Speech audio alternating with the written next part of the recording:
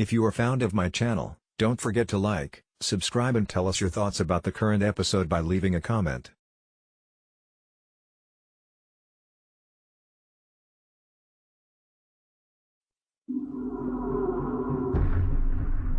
Even before the attack on the World Trade Center in New York, intelligence agencies were watching a number of suspected terrorist cells throughout the United States. The FBI uncovered evidence of a terrible crime by some individuals using the cover of a saint, the kind of daughter most parents dream of. She was a high school athlete, popular, a straight-A student, and wanted to attend college and become an airline pilot. Tina wanted to be American. Tina wanted to be independent. She wanted to have a career. She wanted to travel. She wanted to be her own person. Her mother and father, Zane and Maria Issa, were immigrants from Palestine and ran a small grocery store in downtown St. Louis. Like most immigrants, the Palestinians went into the food business. That's a tradition in America. Food service is one of the easiest types of business to operate. What was especially appealing to the Issas and their relatives is it was another way to rip off America. They could avoid paying taxes, they would play little games with food stamp fraud, grocery coupons. I mean, Zane even said he loved America because there were so many ways to rip it off. On November 6, 1989, Tina was working the night shift at a fast food restaurant. According to the Issas, Tina arrived home around midnight, and there was an argument. Tina said she wanted to live on her own and demanded that her parents give her $5,000 to support herself.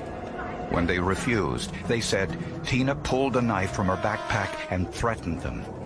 In the tussle, Zane said he turned the knife on his daughter in self-defense.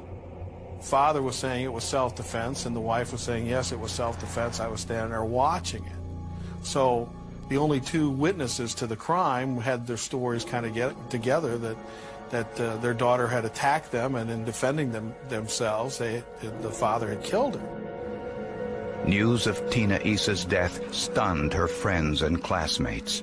Just her charisma, just her attitude overall, period. I mean, she was just too nice of a person for anything like this to happen to. Why would he want to start his own child? It's terrible. I feel so bad. Tina's classmates told police that Tina often rebelled against her parents and their old world traditions. They also said the Issas objected to Tina's choice of a boyfriend. He was an honor student. He was very, very bright. He was at the magnet schools, which is a sophisticated program in St. Louis public schools. He was an artist. He painted, he drew, he wrote poems. I don't think it was just that he was black. I think the real issue was that she had a boyfriend and they could no longer control her. When the FBI heard about Tina's death, they called lead investigator Harry Hager with some astonishing news. U.S. intelligence had photographed Zane Issa attending a meeting with known terrorists in Mexico. All had ties to the Palestine Liberation Organization and international terror broker Abu Nidal. Abu Nidal means father of war. Abu, father, Nidal, war. And he was one of the most vicious terrorists around. He's responsible for simultaneous bombings in Vienna, Rome. Over a 2-year period, Zane Issa traveled overseas 14 times to Caracas, Athens, London, Israel, Zurich, and Madrid. The FBI, among others, maintaining a watch on Middle Eastern families, some that might presumably have connections with terrorist cells. The Issas were maintaining what might have been a safe house for one of the Middle Eastern terrorist groups. So the Issa family were well known to U.S. intelligence. As a federal undercover said to me, these people are as organized as the mafia, not nearly as lovable. Investigators now wondered whether there was more to the story of Tina's death than her mother and father were saying. Tina's parents insisted that her death was in self-defense because she had attacked them with a knife. Tina's father was covered in blood. and had cuts on his hands, which he said were defensive wounds that resulted from his daughter's knife attack. When I reviewed the little bit of history that I knew at the time, it sounded extremely suspicious to me. Medical examiners have long referred to the autopsy as the silent witness, a way for the victim to tell her story, things that the suspects in a crime usually leave out. At Tina's autopsy, forensic pathologist Dr. Philip Birch started his examination with a forensic technique known as wound pattern analysis. I didn't look just at one wound in this case. I looked at all of the wounds as a whole. Tina sustained 6 deep stab wounds to the solar plexus, all in close proximity. Dr. Birch believed that any one of them could have caused her death. The serious injuries to her were all tightly clustered right around her lower central chest and abdomen. And I was told that she was supposedly involved in a wild, free-for-all type fight with a knife. And that seemed to be very odd, that all of the fatal injuries were very tightly clustered within a specific area of the body. That's because stabbing victims usually move during an attack. I didn't feel that she was involved in a fight where she was able to move her extremities freely. That is, either she stayed stock still of her own volition for whatever reason, or she was unable to move, or she was actually restrained.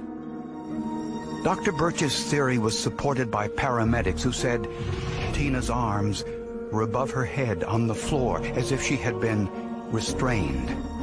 Zane couldn't have held her. He was not a big man. His daughter was probably as big or bigger than he.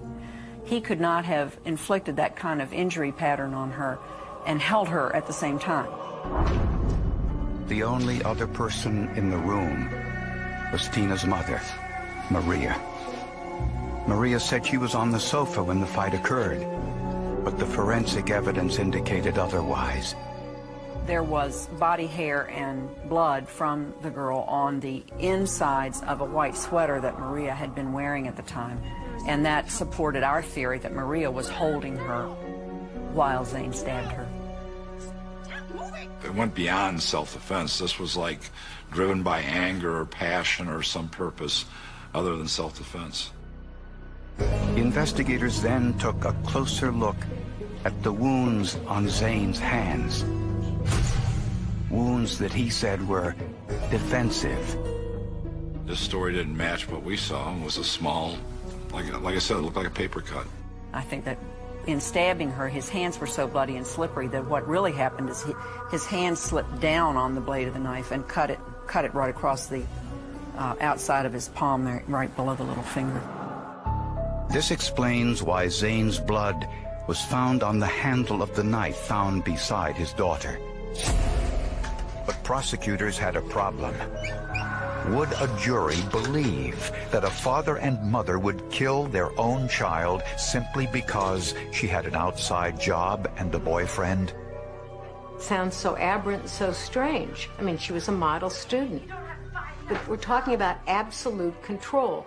Zane Issa still mentally was listening to tapes from circa 1945 in a Palestinian village, and that's the way he thought his daughter should behave.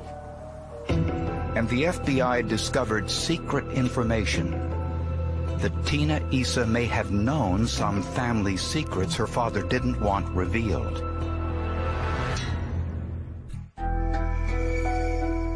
The forensic evidence clearly showed that 16-year-old Tina Issa had not been killed in self-defense, as her parents claimed. Dr. Victor Levine is an expert on the Middle East and says Tina's death sounded tragically familiar.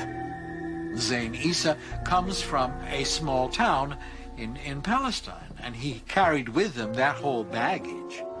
Every day there are dozens and even hundreds of women who are in some fashion killed for the commission of some crime involving the sexual honor of the family. Although dating is common in the United States, it's discouraged in parts of the Middle East where arranged marriages are the norm. when a man and his family have daughters, daughters are, the purity of these women, of these daughters, then guarantees a marriage. And the delivery of the girl intact, virginally intact, which then commands a higher dowry. A girl who has been violated does not command a dowry, in fact, may not be able to find a husband. Tina's death may have been part of an old tradition, the honor killing. She stained the family's honor, and blood, Zane would say, blood must cleanse blood. In societies where honor killings are common, it is generally a killing done by a male member of a family, presumably to avenge a depredation on the honor of a female member of the family. She had a black boyfriend, and this was enough to cause the anger of her family and of her father to arise to the boiling point, where indeed he felt that the family had been so shamed by her indiscretion that the only way to avenge it was to kill her. Prosecutors were convinced she had been murdered in cold blood by her own parents. But they knew a conviction would be difficult. It would be the Issa's story of self-defense against the opinion of the medical examiner. But soon, investigators got an unexpected break. The FBI admitted they had wiretapped the Issa's home because of Zane's suspected ties to known terrorists. Wiretaps were put in under the Foreign Intelligence Surveillance Act, known as FISA. FISA allows the FBI to tap you, wiretaps, that run reel-to-reel, 24 hours a day, 7 days a week. Issa was not considered important enough to monitor these wiretaps 24 hours a day. So the FBI wasn't sure what was on them, and they would need to be translated since the Issas spoke Arabic. Fortunately, the FBI used the best listening devices available. They're very sensitive. They're top of the line. They could pick up a whisper at 50 feet, some of these things, if they're placed properly. Placement of any listening device is crucial. After breaking into the Issa apartment, agents did not have much time to plant the bug. They needed not only a place to hide the device, but also a power source. A battery-operated device is the easiest to plant. But with a long-term surveillance, the battery would need to be replaced periodically. Get in there once, you're lucky. You get in there twice, you're even luckier, and the third time you're bound to get caught. The FBI had been able to connect the devices to electric inside Issa's apartment. And prosecutors learned that the wiretaps clearly picked up the altercation between Tina and her parents. But the FBI was concerned about releasing the tapes for a public trial, fearing they would compromise their electronic surveillance of other suspected terrorists. Ultimately, the Attorney General of the United States at the time, Richard Thornburgh, decided to release them.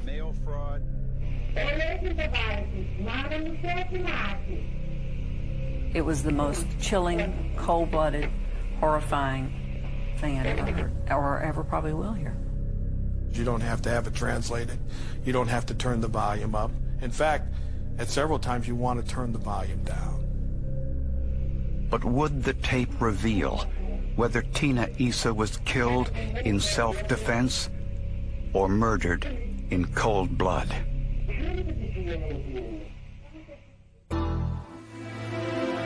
Prosecutors now had something almost unheard of in the history of American justice. An audio recording of the events before, during, and after Tina Issa's death. Several weeks before the murder, the FBI's surveillance recorded this telephone conversation between Zane and his relative, in which they discussed ways to make Tina's death look like an accident. As you have said, she threatened me and I killed her. She threatened me, and I'll put the knife in her hand after she falls. Leave the story to me. 5 hours before Tina's death, Zane called his daughter from a previous marriage. One can fight the whole world, but who wants to fight an enemy in your own house? When the news comes to me, I will put on my best dress and go out. My worries will be gone forever. In the Middle East, shame is something which is felt collectively by a family.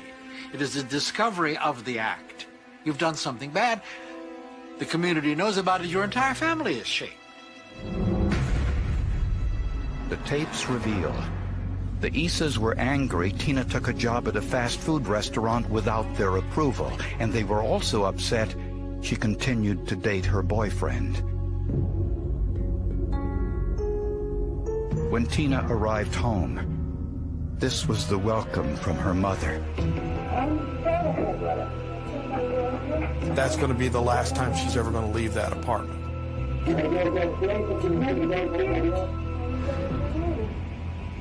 Zane and Maria then confronted Tina about her boyfriend.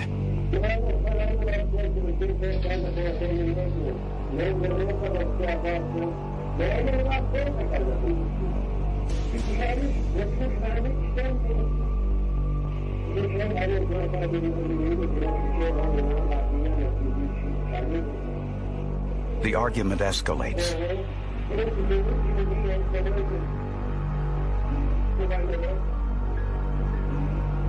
The evidence suggests Zane went into the kitchen and grabbed a knife. Tina then screams, pleading with her mother to help. Tina pleading, "Mother, please help me. Mother, can't you make him stop?"